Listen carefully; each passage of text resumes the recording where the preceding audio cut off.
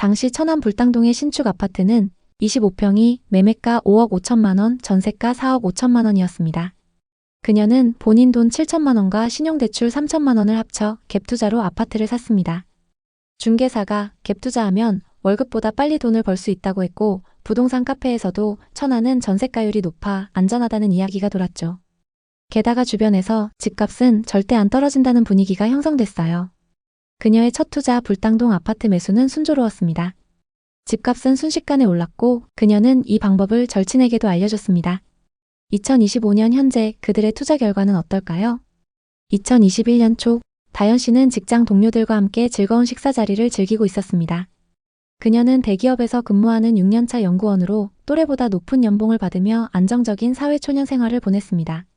높은 연봉과 성과급을 받으며 차곡차곡 돈을 모으는 그녀의 일상은 안정적이었지만 마음 한구석에는 부동산 투자를 통해 경제적 자유를 얻고 싶다는 꿈이 자리 잡고 있었습니다. 그 전까지만 해도 부동산에 대한 관심이 없었는데 오르는 부동산 가격을 보고 점점 불안해지기 시작했던 거죠. 여러 가지 음식과 커피를 즐기며 동료들의 이야기를 듣던 중 한 동료가 부동산에 투자해 큰 수익을 냈다는 자랑을 늘어놓았습니다. 유튜브에서 추천받아서 산 아파트 2년 만에 3억 올랐어 라는 그녀의 말에 다현 씨의 마음은 초조함으로 물들었습니다. 나만 뒤처지는 건 아닐까? 그녀는 다가오는 월세 계약 만료를 떠올리며 불안감이 더 커졌습니다. 대학 동기나 직장 동료들이 비싼 아파트를 소유하며 자산을 불려가는 모습을 볼 때마다 부러웠죠. 오피스텔에 혼자 사는 다현님은 생활은 편리했지만 집이 없다는 불안정함은 그녀를 늘 불편하게 했습니다. 나도 언젠가 내 집을 마련해야지. 그러던 어느 날 유튜브 영상을 보게 됐죠. 영상 속 부동산 전문가는 천안의 아파트를 추천했습니다. 단돈 5천만 원으로 아파트를 살 수 있어요. 갭투자의 성지 천안으로 오세요. 부동산 투자 공부를 하며 분양권과 갭투자에 어느 정도 지식이 쌓였던 다현님은 당시 비교적 가격이 저렴했던 천안과 아산 지역에 관심이 갔습니다. 마침 친한 친구 승희님이 천안 분양권에 투자해서 1억 이상 수익을 내고 있다는 소식을 들었습니다. 그래서 승희님께 연락해 천안의 부동산을 소개받았습니다. 바로 천안 불당동에 있는 부동산에 방문했죠. 고객님, 이거 지금 놓치면 분명 후회합니다. 현금 얼마 안 들어요. 내년이면 투자 금액 이상으로 법니다. 부동산 실장의 말에 다현님은 솔깃했습니다.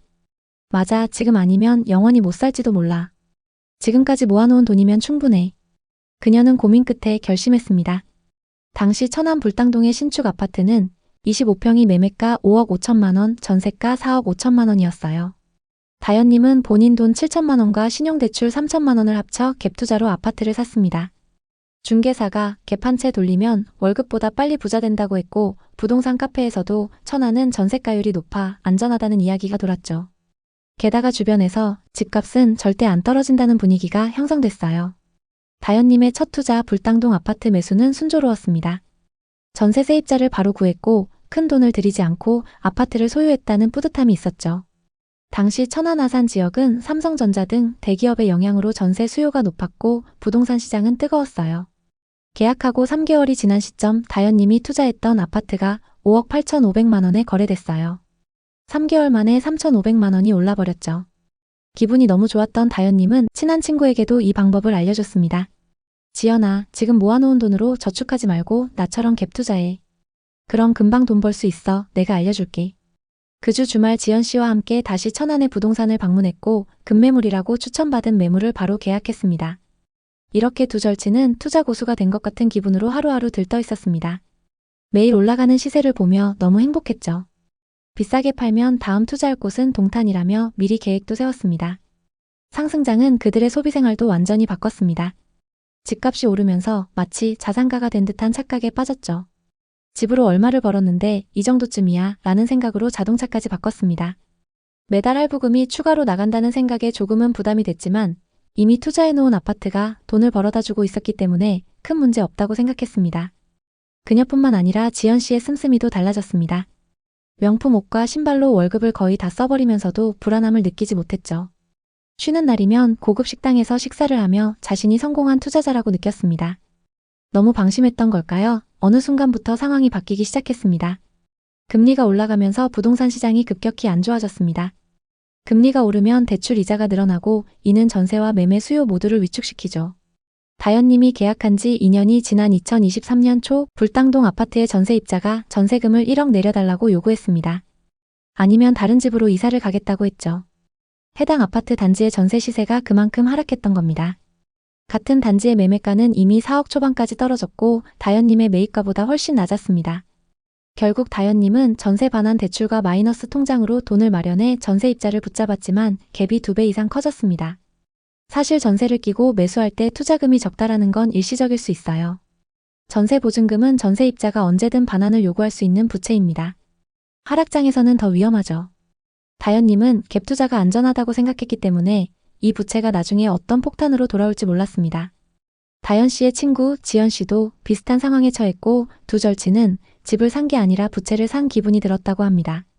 무리한 갭 투자 그리고 충분한 정보 없이 남들을 따라 뛰어든 투자. 이 모든 것이 그들을 이 상황으로 이끌었죠. 갭 투자 다신 안 해. 이제는 더 이상 남들이 좋다고 하는 곳에 휩쓸리지 않을 거야. 우리가 감당할 수 있는 만큼만 투자해야 해. 현재 그들이 계약한 아파트는 처음 계약할 때보다 갭이 많이 벌어져 있습니다. 또 전세와 매매 시세도 같이 하락한 상황이죠. 이런 투자 실패 사례들은 이 두 사람만의 이야기가 아닌데요. 대체 이 지역에는 무슨 일이 일어나고 있는 걸까요? 부동산 상승기의 천안 아산 지역은 교통개발 호재와 일자리 그리고 신도시 개발로 엄청난 상승세를 보였습니다.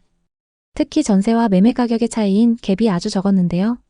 이로 인해 소액으로도 투자 가능한 갭 투자가 유행하며 전국의 모든 투자자들이 몰려들었습니다.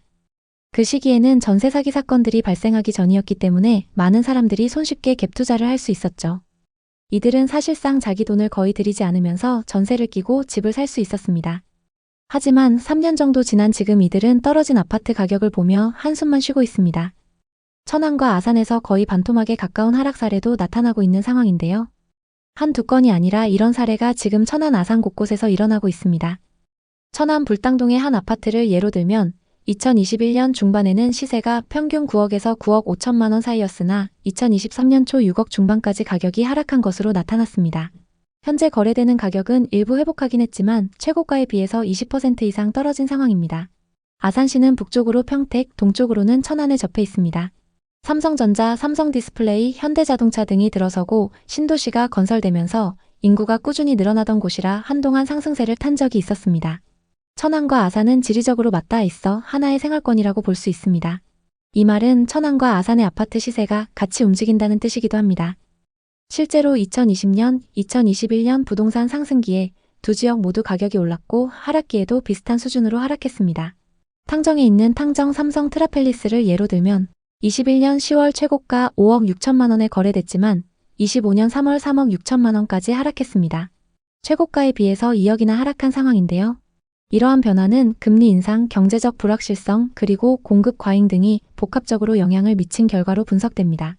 이제 천안 아산의 부동산 시장, 특히 비싸게 거래된 지역들의 현재 상황에 대해 자세히 살펴보겠습니다. 그럼 11억 7천만 원까지 거래됐었던 아파트부터 살펴보겠습니다. 천안시 서북구 불당동에 위치한 린스트라우스 2단지입니다. 이 아파트는 2017년식 557세대 최고 31층의 아파트입니다. 신축급 단지의 규모도 크고 불당동 중심 상권도 가깝기 때문에 전세와 월세 수요가 높습니다.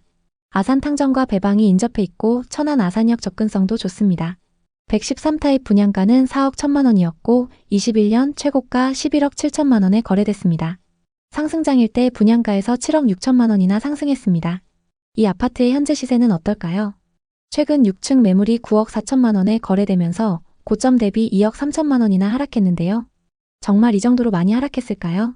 거래 내역을 살펴보면 2021년 205동 1001호 매물이 11억 7천만 원에 거래됐는데요. 이 아파트에 전세로 거주하던 40대 부부가 상승장 끝물에 매수했습니다. 최고가에 거래됐던 매물하고 최근 9억 4천만 원에 거래된 매물은 각각 6층과 10층으로 층수가 조금 차이 납니다. 층수별 시세를 비교해 보겠습니다. 최고가에 거래됐던 매물은 10층 매물이고 최근 하락 거래된 매물은 6층 매물입니다. 중층 이상 매물로 얼마나 빠졌는지 확인해 보겠습니다. 최고가에 거래된 매물과 같은 동인 205동의 매물이 나와 있는데요. 26층 매물이 9억 5천만 원에 나와 있습니다.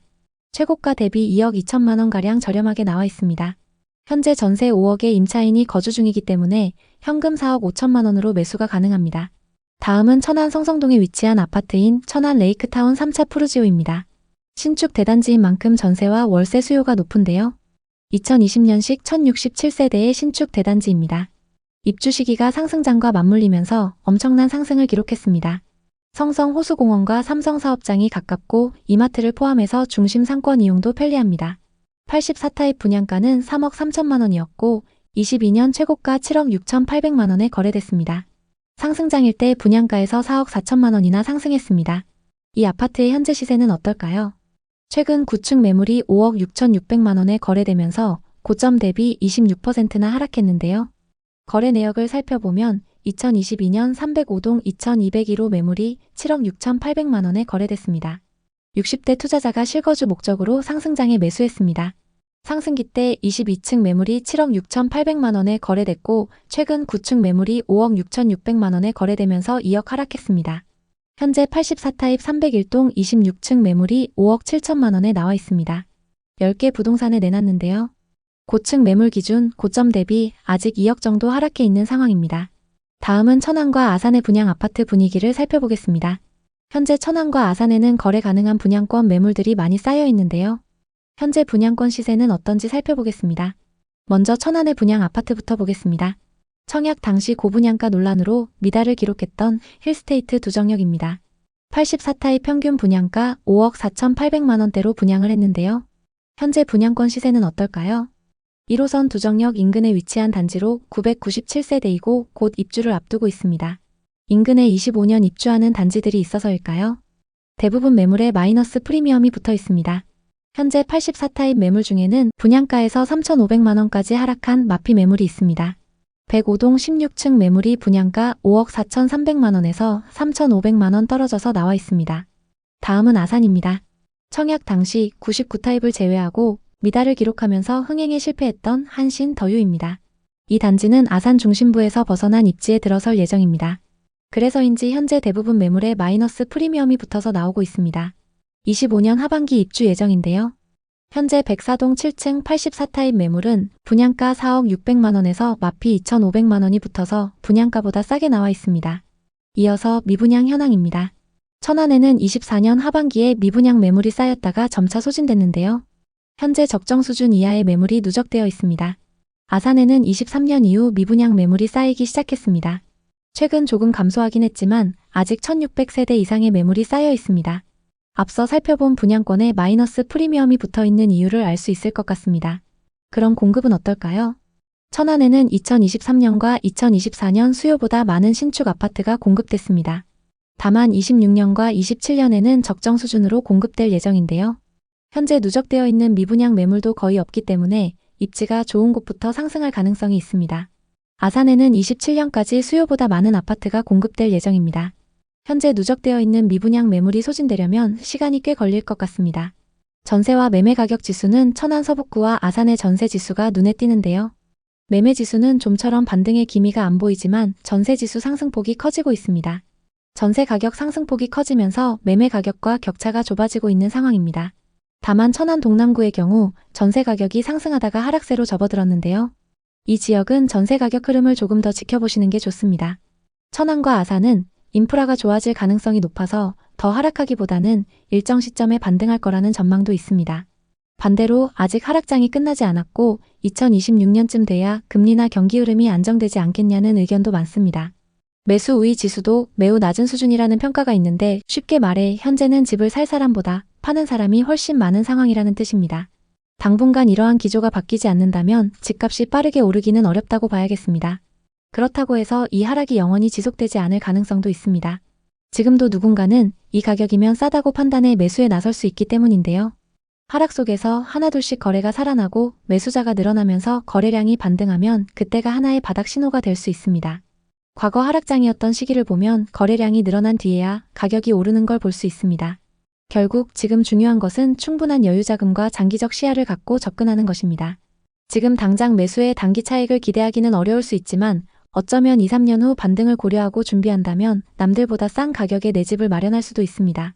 천안 아산에 관심 있는 분들에게 도움이 됐으면 좋겠네요. 오늘도 영상 봐주셔서 감사합니다. 항상 여러분의 성공적인 투자를 응원하겠습니다. 오늘 영상이 도움되셨다면 구독, 좋아요 부탁드립니다. 감사합니다.